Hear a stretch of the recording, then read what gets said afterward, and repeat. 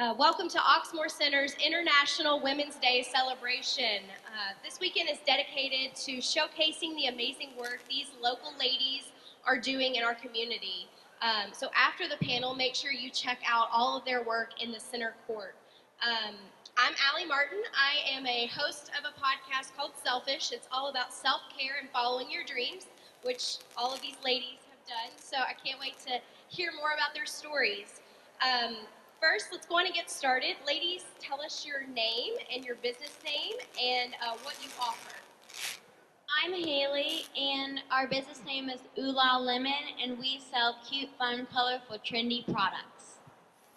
I'm Katie, and I work with Ooh La Lemon, and yeah. My name is Whitney Corcoran. I'm with Her Best Foot Forward, and through our nonprofit, we provide women and girls with education, and we also are affiliated with Clean Water Projects. I'm Leanne. I am with Eden and Kissy, and we offer Afro-Caribbean food with a French twist. Hello, my name is Aisha, and I'm the owner of Aisha African Basket and Home Goods. We sell handmade baskets from Senegal, West Africa. And it's a great cause because it goes back to help all the women who weave the baskets. Hi, I'm Rashonda Johnson. I am the owner of All Is Fair in Love and Fashion. All Is Fair is a women's boutique, and we cater to women's sizes 0 to 30. We ship from Singapore to California, and we cater to all ages. I love that. Well, Rashonda, I'll start with you then. Tell us, each of you, what led you to start your business? All Is Fair in Love and Fashion started as a Facebook page. So if you pull it up now, you'll see how much we've grown. So actually, it was just an idea to put together style ideas for women. And then it turned into an actual business I was not ready for. So right now, we're at about 500,000 followers. Yes, I started this business about 1.5 years selling baskets. At first, I didn't have any business plan. I just brought them from Senegal and started selling them from local market, flea market and stuff. And then I met Helen, one of the managers at the mall, and she offered me to come to the mall and have a pop-up shop for Christmas. And that's how we end up staying here. And every basket we sell, the proceeds go back to Africa and help. So last year we was able to buy school supplies for all the women, for the kids to go to school. And this year we're having a drive where we're gonna send a 40-foot container full of medical supply back home to Senegal. Yes. So Eden and Kissy started about 4 years ago, and the whole idea behind our brand is to show how food can be cooked with love. And we love Louisville. Louisville is a place where it has a lot of diversity, so we wanted to showcase that with our Afro-Caribbean food. And we have a catering business. We're going to have a food truck in the next few weeks, and we also offer meal preps. Well, Her Best Foot Forward started, as many good stories do, with a beautiful pair of shoes. It started with a pair of shoes made by these amazing Maasai women in Tanzania, and those shoes were brought back to America, and people started really enjoying them, and we realized that by selling these shoes, we could provide, all kinds of benefits to these women in Tanzania by giving every cent back to them. And it's expanded since then to water projects and women's education and women's health since then. It's just been a really wonderful journey. Ooh La Lemon started as Haley and I entered a competition called Lemonade Day, and that teaches kids how to start and run their own business, but through a lemonade stand. So we entered it. We won the Louisville area competition for Lemonade Day, and then we went on to winning the National Lemonade Day. So we loved working together, and we didn't want to end having a business, so we started our own business called Ooh La Lemon, which sells cute, fun, colorful, trendy products. I love that. So I would love for each of you to share, we can start with you all, how we can support them as entrepreneurs and business leaders in our community, not only by buying your products, but what else can we do to support you all? Yes, well, definitely go on to Facebook and Instagram and follow Ooh La Lemon and tell your friends about our products and visit our website.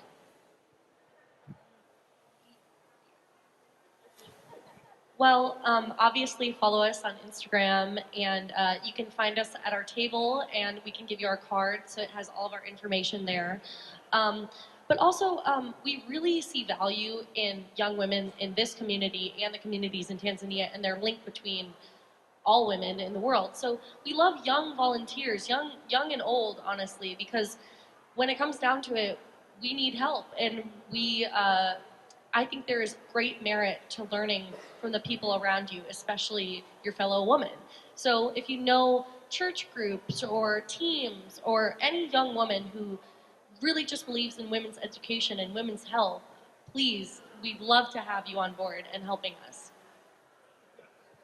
So you can start by following us on Instagram and Facebook, and also sharing the word and really attending festivals that we do. We do the World Fest, which is like our biggest one, and follow up with us because we're going to have our food truck soon.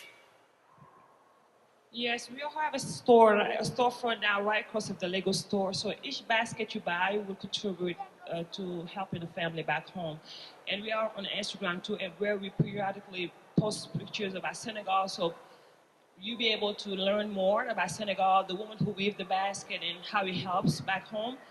And we do local shows throughout Kentucky. So we do the same St. James Art Fest, we do World Fest, and we be inviting our school, university. So visit us more on our page so you'll be able to learn more about the business. Well, for All Is Fair in Love and Fashion, I really would like you all to go follow us on social media if you're on there. It's shop_AIF on Instagram and All Is Fair in Love and Fashion on Facebook. However, All Is Fair is more, we're our women empowerment group through fashion, so that's why we cater to women sizes 0 and 30. We cater to all heights, all sizes, all skin colors, all ethnicities. We're all inclusive, and we believe about diversity on the runway. So we have several shows coming up in Louisville. One of our biggest shows is the Scholarship Brunch, which is April 28th. April 28th, that show is at the Olmsted, and that's where we award 3 girls that attend the TAP school, the JCPS TAP school, which is for teen moms. We award them scholarships to attend college. So that's at the Olmsted on April 28th. And then we have our biggest show, which is September 8th on 4th Street Live. So it will be the first outdoor fashion show. So I'm super excited about that. And all proceeds always go to help. So for the one in September, that will help our veterans, as I'm also prior service. Thank you. So we'll start with you again. If someone here is interested in starting a business, what advice would you give to them on getting started? My advice for anyone that is considering starting a business is to just do it, which is on the sign. Also, procrastination never rewards anyone. So if you are wanting to start a business, please reach out to other business owners and just do your research. It is very important. We have been in business 6 years this month. We've been in business, and I learn every day. Even though I have a degree, I always tell people I graduated from Google University, because I Googled everything that I wanted or needed to know in order to have my business where it is now. I would advise people just to start. Because I brought my basket in Louisville, and I didn't know how people would be interested on it. And then I didn't have any business plan. I didn't even know where to start selling them. The truck came all the way, like, I shipped them in a container. They came, we loaded and put in a storage. And I was like, where am I going to start selling this? And like for a week, I just started Googling local market, art fest, shows, and then I started. And like whoever's sitting next to you, I would ask, where's your next show? So like I would just follow people, and I'd be on Instagram, like Facebook, Googling local show and art fair, and that's how I get started. So I started doing all show, and people would meet you and ask you, and like would help you definitely. So don't be scared thinking, oh, if it's gonna work or not, because it will work. So, and every obstacle you meet is like a learning experience.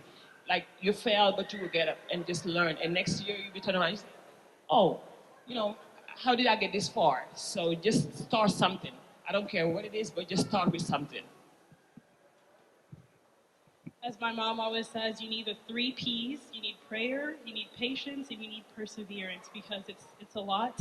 It doesn't always, come quick as you want it, but you need to continue, and at the end of it, it's going to pay off. I would say the most important thing in my experience would be form the right network. I know that we would not be where we are without a little help from the people around us and forming the right networks in Tanzania and meeting all the wonderful people that we met. And like everyone else said, just start. Just start. I would say find a product or service that you're really passionate about, because once you find something that you're really passionate about, there's no stopping you. I would definitely say write a business plan. That's the major part that starts your business, and it tells you what you're going to sell, what it's going to look like. So that's another major thing that I would say. And also go for it. It's hard work, but a lot of it pays off. That's great. That's a really good motivation for all of us wanting to get started. I would love to know how you all balance everything with work, but also everything else you have going on in lives. I'm sure all of you all wear many different hats. So how do you find time to work on your business, but also get to enjoy the other parts of life? Yes, well, we're still in school and we do sports, so it's hard to find time, but we make time and it pays off. We both play a lot of sports and after school extracurricular activities, so it's hard, but we always find time. Yes, we're both in school and we both do sports, but the part that we do a lot, we're neighbors, so it's easy to meet. And when we're just at home, it's just fun to like research products and just find stuff. I would say work harder than anybody you know, and the things that matter will stay. Like good friends, good family, good times. Because if you're with the right network, if you're with the right people, it's a good time. I'm a student. I'm getting my master's degree at the University of Kentucky, and I follow my mother's advice: work harder than anybody you know. I would say you need to work and not sleep until you have what you achieve. I'm also a student. I'm pre-med, so balancing school is a lot. But if you have your passion, I feel like you can do it and definitely persevere. As a mom of 3, before I used to stress how am I gonna get done? Like especially sometimes you have shows for 3 days in a row, and I used to be stressed about it, but now I don't stress anymore. I take it one day at a time. Even sometimes I have to find somebody who babysit. But I was like, you know what? If I stress, what's gonna be done? So I just go one day at a time, and things are getting done. So I'm not gonna stress anymore about how am I gonna do the show? Who's gonna help me? But things will come along, so I'm not stressing anymore.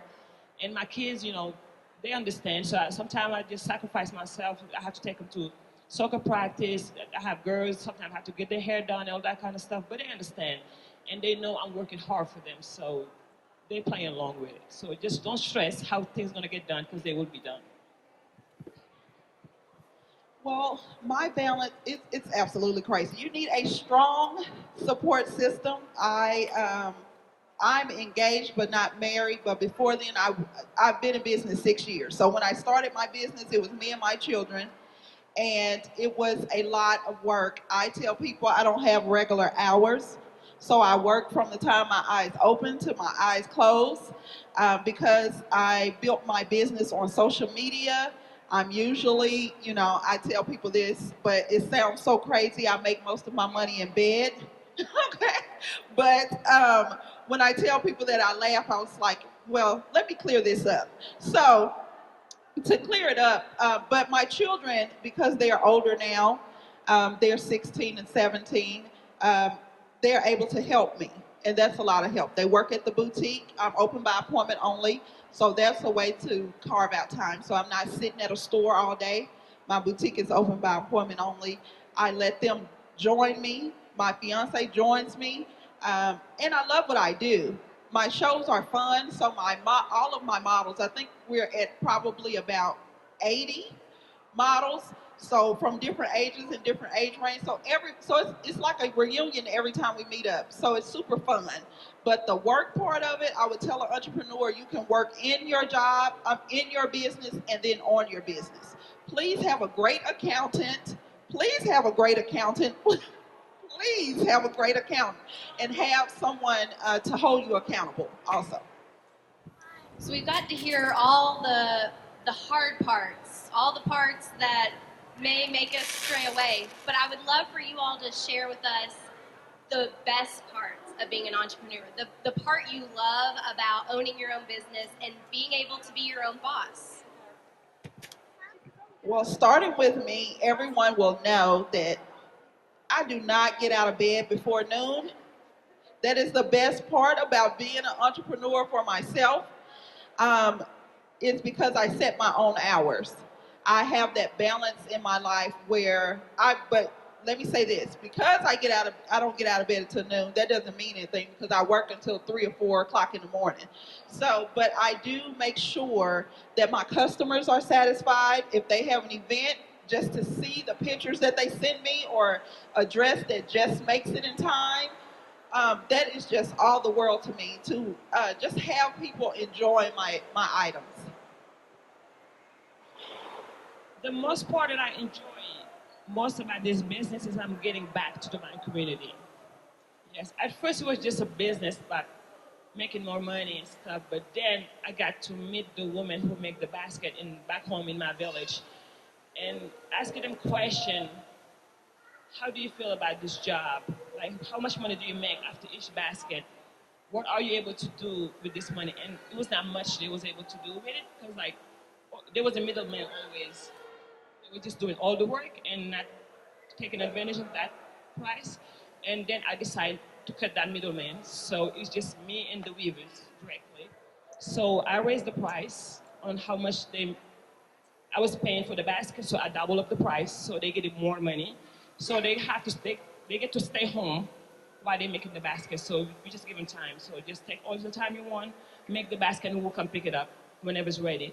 And after that, they asked me for uniform, because while they was weaving the basket, their clothes was getting messed up, their hand was dry. So I was like, okay, let me make it better. So we buy hand creams for them, stool for them to sit while they're weaving, make the condition more favorable. And then I was like, I'm gonna do something for you. So I didn't tell them about it. So after we sell our first container of basket, we was able to come up with a lot of money and send it back home.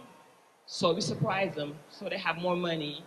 And we was able to buy school supply for the kids, so they didn't have to worry about that part, because school supply you can find here very cheap, but back home it's a stress for parents.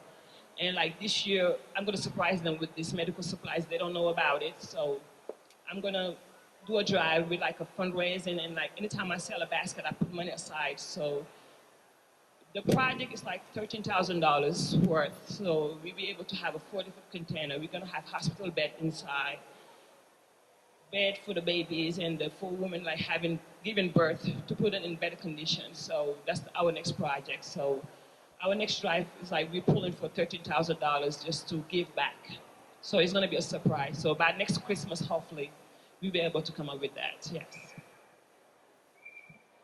For Eden and Kissy, since our motto is real food cooked with love, it's definitely seeing our customers after a purchase, their smile, them trying a new food that they've never even had. They didn't think they would have the opportunity to try. Here, it being in Louisville, it makes them super happy, and that makes us really happy, because making food is a lot of work. It's a lot of dedication, and the smiles definitely keeps us going. I would say that the best part of my work is kind of similar, though delayed. Seeing the direct result of your hard work and seeing the direct improvement in the lives of women and girls in Tanzania was the most amazing thing.